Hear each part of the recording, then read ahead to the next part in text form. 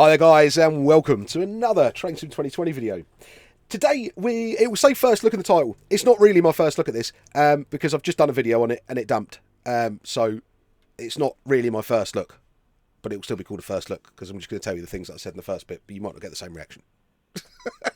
You get my gist, So this is of course the new HST from Dovetail Games.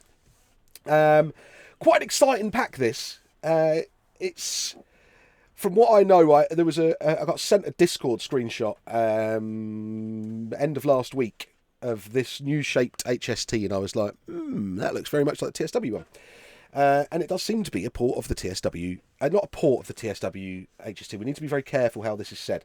So it uses the same model as they used in TSW, with, of course, edits to be appropriate for Train Sim Classic.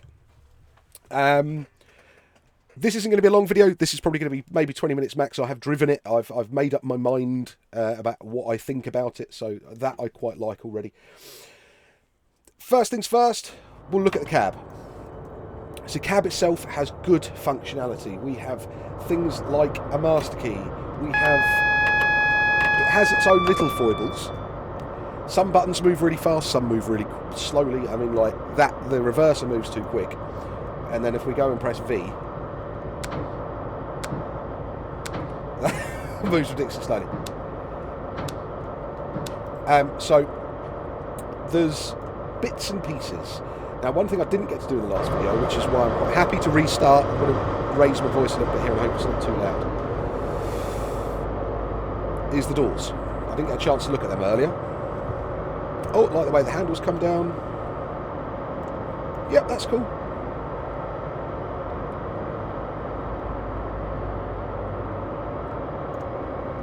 Not any noise to them, but the sounds, we'll get to sounds. The Mark IIIs themselves, they're decent. They're decent. The model itself is decent. I mean, it's not perfect. Do remember that the TSW one wasn't perfect either. There were slightly strange sizes. But apart from that, having a new HST and having a new Mark III in Train Sim Classic is already a bonus. Now, let me get that off my chest first. Did we need a new HST in Train Sim Classic? In my opinion, it was very welcome. Did we need one? Yeah, there's lots of trains we need new ones of. But we did have one that was usable, especially with the AP packs. But having a new one is nice. I'm not going to lie. People are going to go, oh, but we could have they could have done a 700. Well, I'll be completely honest with you in regards to it being anything about a 700 or a new bit of stock at all. I actually think... So let me put this into perspective. The last month, 6 weeks, I've noticed a marked increase in the amount of support requests on my website, on the Facebook group, on lots of other Facebook groups, and Dovetail's own forums of out-of-memory errors and all sorts of different little crashes that are happening, crashes to desktop, crashing with no warnings whatsoever about what's happened. There seems to be something. So my request to DTG is, and they know about this, they do know about this, so before anybody turns around and goes, well, if you don't send them anything, they won't know. Let's not get into that game. I think we're at the point now, if they're going to start porting things from TSW into TS Classic, they obviously still have some investment in TS Classic. Now, if I would rather not have any DLC from DTG for a year, right? If they just did something and fixed this. It is driving me potty. I'll get to the bottom of mine, eventually. I'll get to the bottom of it. But it's driving me potty. I think mine's sound issues. Lots of other people's have been lots of other things. Now, of course, there are thousands of different spec computers. It could be one in a billion things. And I'm not saying DTG know what it is. I'm saying they know there's an issue. If they can't fix it or can't find that issue, let the community know that, please. And then I'm sure people will rally around to help you out and help this get this fixed. I would even happily pay for a core update. And I'm sure lots of other people would. Most of us have got thousands of pounds invested in this game. Chucking another 20 quid to get a core update for this to fix it and bring it up to a little bit more modern standards, I don't think would be the worst thing in the world. I think you'd get some people that would moan, but you get some other people who would buy it regardless, and they'd be quite happy with it. Right, so before any more DLC, can we start looking at getting fixes done? Because it's affecting me now, and now when it affects me, I'll moan about it. Sorry. No, it's true though. It's affected loads of other people, and it is noticeably becoming poorer. The HST itself. Okay, first things first. The model is nice. I've got no real qualms with the model. Couplings between coaches are a bit meh, and the corridor connectors, I'll show you as we get going a bit, don't actually connect when the train's pulling away. They sort of split apart. That's a bit schoolboyish. That could definitely be sorted. Ammeter is a big one. If you notice from standing, regardless of what notch I put it in, I am getting it into 2000 amps straight away. The amp meter goes straight up. Also, my HUD is still saying idle. I don't know if anybody else is getting that when I'm in notch 1, so the only notch I get is notch 2. But from then on, it works as you get going, but it's just a bit strange. Something which could be done. Functionality in the cab, I am mightily impressed with. We've got headlights with repeaters, we've got hazard lights, engine start stop, ETS on and off. Let me get that on as well. Should be in the rear cab, but I'm not going to fuss about that just now. Drive guard buzzer, I haven't found the key command for that yet. Oh, it's on C, as per usual. Good. What was that one? Was that start stop actually? Yeah, engine start stop. None of the other buttons are particularly clickable, but it's nice. DRA in the middle there as well. Windscreen wipers, variable speed, which is a nice touch. They don't sound awful either, and handbrake. CCTV stuff, don't need to worry about that. So all in all, apart from the cab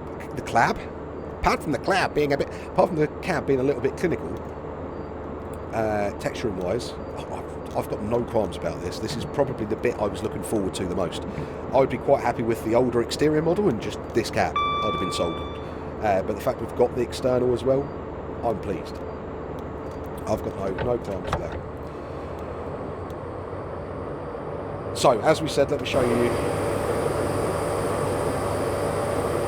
Can we all see that? Not quite sure what's going on with these windows either that are not sort of opaque. Seems slightly odd sometimes. I just don't get that. Like I said about coach cells, model's generally nice.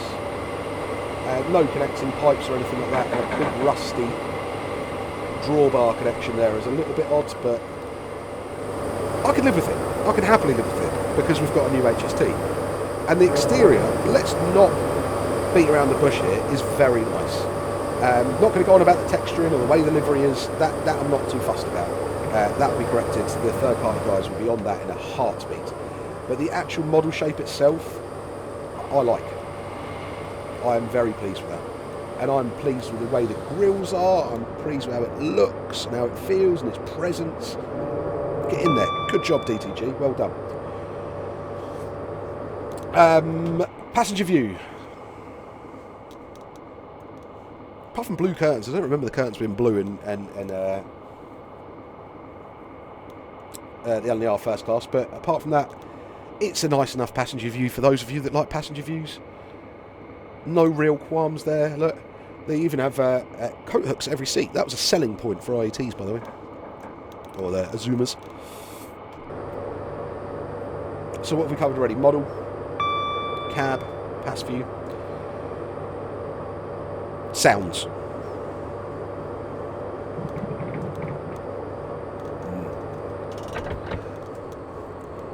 I would have been really pleased, actually, if the MTUs that were on the East Coast did sound a bit like this. Because it's kind of got that, you can hear it, it's got that MTU rumble with like a Valenta whine over the top. It's just a mishmash of sounds. But it's not unpleasant, it's wrong, but it's not unpleasant. AWS sounds, things like that aren't bad, no real qualms about that. Horn in the cab.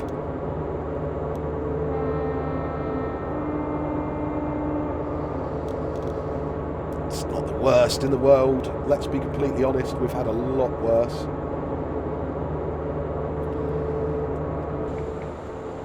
And And then exterior.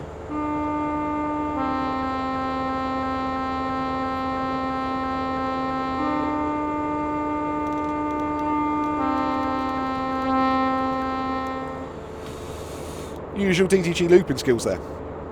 I just don't know what to say about them. I don't know who... This is my favourite one.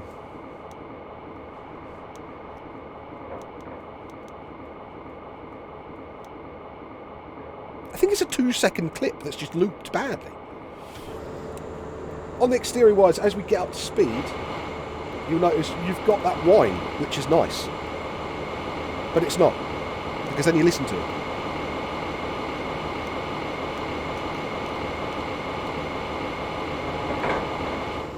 So I'm not. We know what the sounds are usually like from DTG. I think in my head I had to watch my own expectations of this, because what I was sort of expecting, what I was hoping for, not expecting, hoping for, was that this was going to be like a flagship bit of DLC. We're transferring something from, we're using the same model as we used in TSW here. Let's make this the best we can. Let's really show off what we can still do. And it hasn't hit that now. It really hasn't hit that now. That's not to say it isn't good. I really like it. I just think they could have done so much better with it.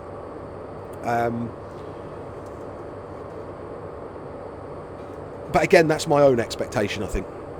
And I'll take that on the chin. I'll take that one on the chin. Unless any of you want to take it on the chin for me. No, didn't think so. So sounds... Somebody will fix them. I know they shouldn't have to, and all of this and all of that, but let's be honest, we know what the deal is now. Physics. I'm not sure what's going on with the physics. It's inconsistent, to say the least. Accelerates far too fast at the lower end and is far too slow at the top end. But it's not an awful drive if you hadn't driven like the HST and TS Classic before, or even the TSW one. It's quite similar to the TSW acceleration and stuff from what I remember. Braking is... So one of the odd bits here for me is we've got a notched power handle. Right, so it is notched, don't get me wrong, power handle, and it's marked on the HUD as notched. But then the brakes are done in percentages. Tiny little thing, doesn't really bother me, but it just baffles me why you wouldn't make them both the same. There must be some reason for that. I'm hoping there is some sort of reason for that. But anyway, braking physics-wise, I haven't actually done a proper station stop in it yet, so I'm not going to complain too much about that. Let's go to full service.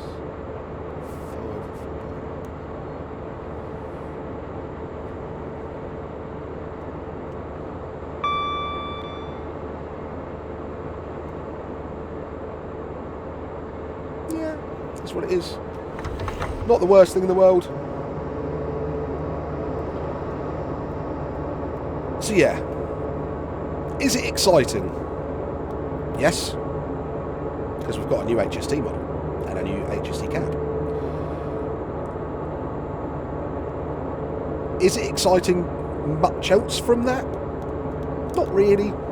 There's not any new, massively new feature, there's not anything like that, but again, I'm not too fussed. A bit like going back to the AP 377, 375 thing. What I'm pleased about is that they are using models that were meant for TSW now in TS Classic, and I like that. I think that's got a really bright future. That's the best of both worlds for us that have TSW and TS Classic, but have more time invested in TS Classic and prefer it. I think it's a great idea. Do I want them to go and, like, say, do the Class 20? No. And I'll tell you why. Because if you're going to put this effort into putting trains like this in TS Classic, let's get the core engine, something done with the core engine again now. Let's get that done. And even if it's a paid upgrade, let's get the core engine stuff sorted now. We're long in the tooth. If we're going to keep this going, we're going to start porting stuff over from TSW, put that investment back into TS Classic then. Put some of that in. Put the money that this makes. Once it's made its money from the developers, once you've paid Skyhook what they charged you, put that money into making somebody sit down and work out what needs to be fixed to optimise the game a little bit better now. We're getting long in the tooth.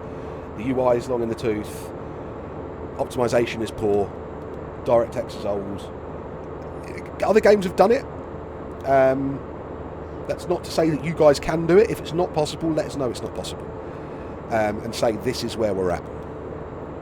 But let's have a bit of honesty about this. Can you fix it?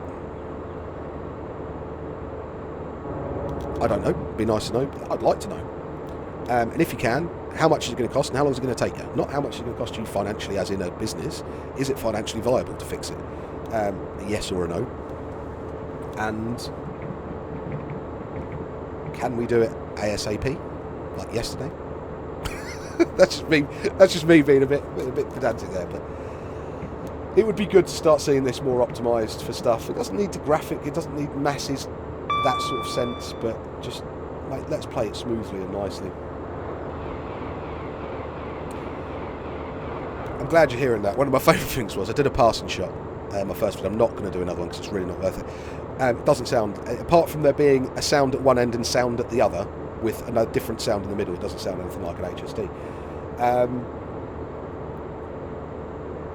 But this is not a hate on DTG. This really isn't. I'm really pleased that this is out. I'm really pleased that this is here. I'm really pleased that we've been given this. To purchase, I may just add, not given it, to purchase. I've paid for it, I haven't been given it by DTG.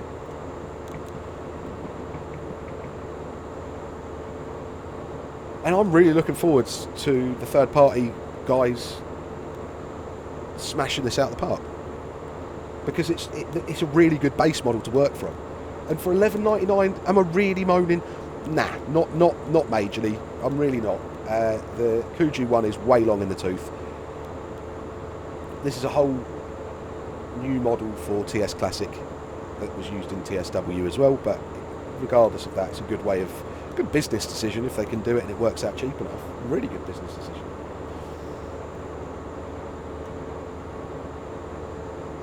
Three coaches, power cars. It's not a small pack for $11.99. Price-wise, it's not badly priced at all. For what you get, if you're a die-hard HST fan, I would actually recommend this to you because you're going to enjoy the HST cab. If that's what you like. If you like an HST because of the Valenta noise, then this cab's pointless to you anyway. If you're someone that just has an HST as AI, I wouldn't bother just yet. Wait till it comes in the sale, because if you're not going to drive it, you're not going to notice much difference. And to be honest, the resins that are out there for the older Kuju one are still very, very nice. So it kind of works out. Not really worth it in that sense. But if you know you're going to drive it, then by all means go and get it. But do be prepared to pay some more money for somebody to come along and fix it. And at $11.99, am I really fussed that I might have to pump another tenner on fixing it? I'm not, really. I'm not. If this was the JT Voyager, if this was the AP37, and we can get it up to those sort of standards, and then it costs 27, 30 quid. Well, I've only paid $11.99 for the base product. You know. So if they can get it up to those standards, and the model's already there, apart from a few tweaks, it's already there. So I think it's worth it. I think it's quite. I was expecting it to be a bit more money, but I was expecting to have a bit more done with it. So swings and roundabouts, I suppose. So yeah, if you think you're going to drive it, go and get it. Be prepared to be a bit frustrated with it, but it's not the worst drive in the world, and just having the ambience in the cab is quite nice. So I'm just pleased I've got a modern cab. But yeah, I'm going to leave it about there for you guys. There'll be more videos coming up of this when I've got some tweaks in place that I know people are already working on, so we'll look forward to those. So thank you very much for watching. Please feel free to like, share and subscribe. Head over to AlanThompsonSim.com for all your latest train sim related needs, and also some other simulators coming soon. Heading over to the Alan Thompson Simulation Facebook group for a general chit chat about trains, the TS community and real world stuff in general. Heading over to Twitch on a Sunday and Wednesday from 7 PM for train related pub style chat. Also keep an eye out for some ETS2 streams if that's your cup of tea as well. Started doing a little bit of that recently on the streams, which has gone down quite well. Alright then guys, once again, thanks ever so much for joining me, and I'll catch you next time.